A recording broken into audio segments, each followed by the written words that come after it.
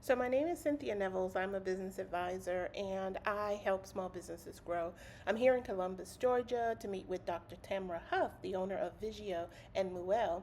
And she's looking at ways to build her passive income through her side hustles. Even though she's a surgeon, she was still being declined by banks, and I wanted to figure out why. So this is actually my granddaddy and my uncle's service station. This service station was the home of the first black taxi cab company back in like what, the 50s, 60s or so. Wow. So yeah, that's it. So, I'm here with Dr. Huff, and we are talking about how medical doctors are also round out their futures through additional small business endeavors. And that's what you're doing. Talk to me a little bit about why you're venturing into something outside of medical practice. Yeah, I first decided, gosh, almost over 5 years ago now. In 2019, I decided I wanted to leave my traditional practice. Um, I'm an orthopedic surgeon. I was an employed physician, doing well, but it was so stressful. Spending, making good money, but I never saw the family, the friends, or anything. I didn't have control over my schedule, and I didn't feel valued. I decided to step out and create my company, Vigio Orthopedics. Now, it was initially the base of the business was doing the same thing I was doing before, being an orthopedic surgeon, doing what we call locum tenens or contract work. But shortly after that, a couple of years in, after I went through the Goldman Sachs Black in Business program and also finished my MBA, I still didn't. I was learning the numbers and things, but I didn't realize how important it was to have additional revenue streams until I had my son. And that even not even before he was here, but in preparations for maternity leave, it's a whole nother world. And as a surgeon or as a medical doctor, anything where you're working with your hands and it's basically time being exchanged for money, if you go down, if you're not available, the whole thing collapses. And that was what really brought home to me that I needed to do something bigger. I needed to round this business out. It wasn't enough to just be a doctor or to just I say that with air quotes, but to just serve patients in that niche. That's when I really felt like Vigio had to grow. Along that same line, though, I also realized it was time for me to take my other business, Luell, our property management business, and really pour into that. Because again, you have to have a diversified portfolio, and I believed in that, but I don't think I embodied that until my son was here, or knowing that his impending arrival really helped me understand, like, oh goodness, it's time. It's time to be more than just a doctor. And so there were many things that you didn't know or understand, even with an MBA. Oh, absolutely. And I tell people this, actually, I give talks sometimes about whether or not physicians should get an MBA. And even though I had an amazing experience, I learned so much in my MBA, I felt like I learned how to manage other people's businesses. I didn't learn how to build and grow my business. That's interesting. I can make some pretty spreadsheets. I can analyze business plans. I can write business plans, but the day-to-day SOPs that you need, I feel like it teaches you how to be a founder, to be like a tech startup or something. But you just want to be a basic founder, the basic things on like how to keep the lights on, making sure you have enough operating income saved, how to apply for loans properly, how to like package those things up. Your MBA doesn't completely prepare you. It prepares you for parts of it. Again, it prepares you to run other people's companies. I think it makes it really challenging to prepare you to run your own. Okay, so I can appreciate what you are sharing, because oftentimes people think that they need to have an MBA, but you don't. What you need is practical knowledge. And there were 3 areas when we started working together that I noticed and you shared that you needed help with. One being of which we needed to understand how to create financial models for the businesses that you were building. We needed to understand how do I access capital for what I'm doing? Do I have to put all my money into this? And then the third was, how do you build structure around what you're building to protect it? And so let's talk about those three things. So you were saying today, like, it was enlightening of what Yes. I was sharing with you on how do you put these things together. Talk a little bit about that. Gosh, where do I begin? So I think that starting off, having getting my financials together. Mm-hmm. I grew up in a household with a CPA as a mama, so I thought I understood numbers. I did not. Mm-hmm. And not only, so being able to develop out a proper budget for the business, both 12, 24 months out, so I can look forward, and then do the actual projections for the projects that we're entertaining. Huge, because when I jumped in, I would have generalized ideas of what, like, as a physician, what my income would be and things, and what my expenses were. Yeah. But you have helped me, and your support has helped me build it out so much more. So for my property management build out, we built out models for like the next 3 years in like 30 minutes. All those steps, all those things that that had basically become the reasons why I couldn't move forward. Yes. Because I was like, oh, what do I include? With your guys, with technology, using all those things together, we were able to create an actual clean projections for those loans. Yes. Immediately before we started working together, I had applied for loans on my own and was denied by multiple banks, multiple times. And I'm somebody with a very good credit score, with independent personal wealth, with the business having wealth in there, and value. And I couldn't get approved. It not got approved, not even for a loan that was a fraction of what I already had. And looking back and really, yes, there's some variety of different factors, but I think a big factor is not necessarily understanding how to package it all together and to use that verbiage correctly. And granted, yes, the MBA was done on that, but now that the MBA is done, I do understand some of that, but also too, a lot of that took you going through and asking me those hard questions. How do we word this? Adding in the proper expenses, making sure that I'm explicit to the bank and to the lenders about what I need it for, how we're going to pay this back. It's kind of a rewiring of how I think. I'm an analytical person by nature, but learning to see it from this other side has just been amazing. You also use the loan package plan. Yes.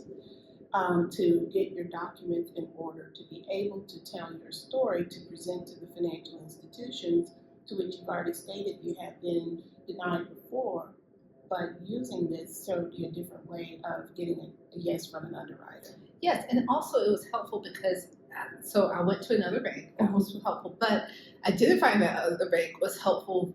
You helped me kind of see what I needed to find from another bank because it was a small regional bank that I hadn't really considered before. Instead of going to these big named banks and things, those were the ones that turned me down. So it's been this small regional bank that even got me to this phase where I can talk to the underwriter. That's right. And then having that package ready to go where I had my financial statements, understanding like, okay, these are correct ones, but also having enough knowledge to look at the ones. So if I saw any errors, to go back to my accountant and that's square away and things.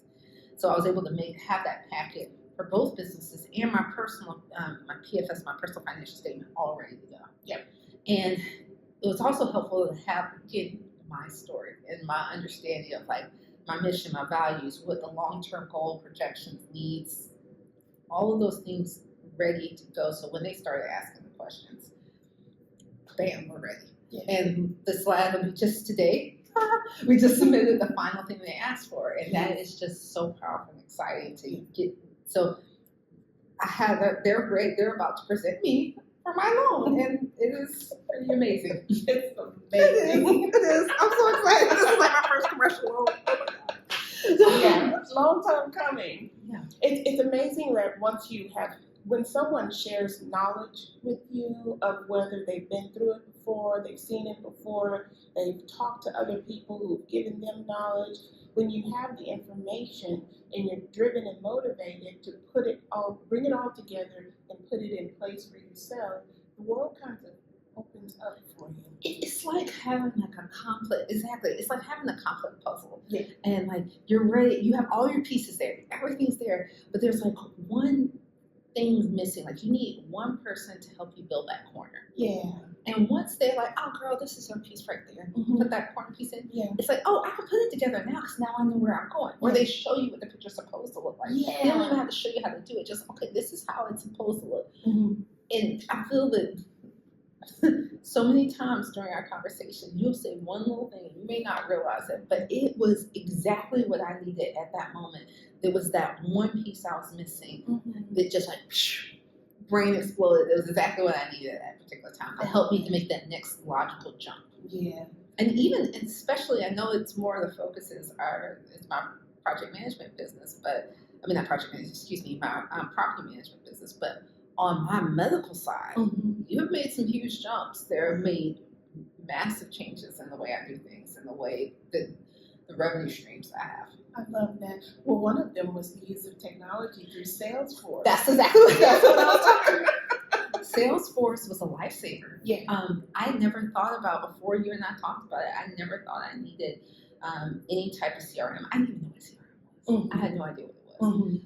Using Salesforce, and this is not an ad for Salesforce, but Salesforce has changed my life because it allowed me to continue to grow and scale, to take additional businesses on, to see trends and patterns, Mhm. to be able to organize myself. Mhm. And that allowed me to diversify out of just doing surgery Yes. into the more lucrative areas, especially of medical legal, which has been a complete game changer, Yes. and allowed me to go into and be more structured to Yeah. go into consulting, Mhm. which were two things that I wasn't really doing that much before you and I got together, but those have become, they're on a trajectory to become a very large portion of my business now. So I agree. that was a huge scalar. And then using that same model now as I go into working with clients in the B2C realm, Yes.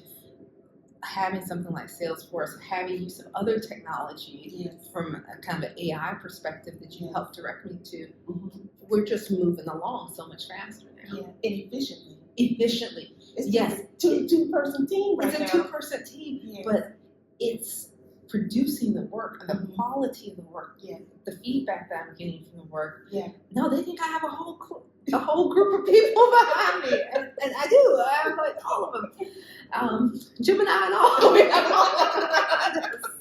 But it has made a huge difference. I agree. But yeah, you really have. You've put those little pieces together that I didn't know I was missing. But like every time I add one, it's like not just a small jump, it's leaps and bounds, like massive leaps. I agree with that. And so what we are now projecting towards is, at the end of the day, you could grow to be $2 million business Absolutely. in a short period of time through the use of three things: technology, knowledge, by putting together all of the data and then analyzing that data to make decisions, and then making sure that you're surrounding yourself with the right people. Yes. And see, having that last part, Mhm. like I felt up until we started working together, I felt like I never had time to identify those right people. I was like, Mhm. oh, I was just grabbing the first person or the first what looked good on the outside. Yes. Now moving forward, it's like you vet at least 3 people every time. I have the checklist of vetting. Yes. I have enough knowledge now, whether it's using AI tools and things, to have a list. Like that, I'm about to bring on a new contractor directly with me, and that whole process came from suggestions you gave me of things to look for, using AI suggestions on how to build prompt, like how to build a proper prompt to get the right job description, to get the right person, and then using my financial modeling to realize I had the money to pay someone else to vet this person for There me. you go. And to reclaim my time for that. Yes. So I was able to realize that, okay, I have the financial wherewithal to be able to bring in a professional HR specialist to help me select the right person. Yes. And then I realized I modeled out that I had enough money to pay for the high quality person I really needed. So There you go. thank you. You're welcome. It's my pleasure. This is awesome, and I'm excited for you and the future growth of your ventures outside of the medical industry. I am very excited myself, and it's afforded me a level of freedom Yeah. that I kind of only dreamt about. Yes, I'm still busy. I'm Yeah. still a business owner, but Yeah. I can pick my son up from school. Yeah. I can take him to all his doctor's appointments. I can take him on adventures all across the country, and that's something I could never imagine I would be able to do. And that's a win. That means a lot to me. I'm proud of you. Thank You're welcome. That was perfect. First round Jay-Z style. She is just a great connector, so that would be a good person for us to connect with. She's from here. We grew up together, but she